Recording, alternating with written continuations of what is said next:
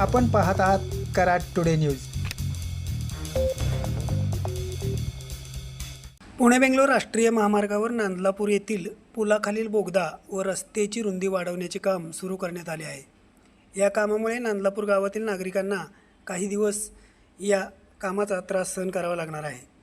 मलकापूर कराडमधून नांदलापूरला जाणाऱ्या वाहनधारकांना पाचवड फाटा येथून वळून जावे लागणार आहे।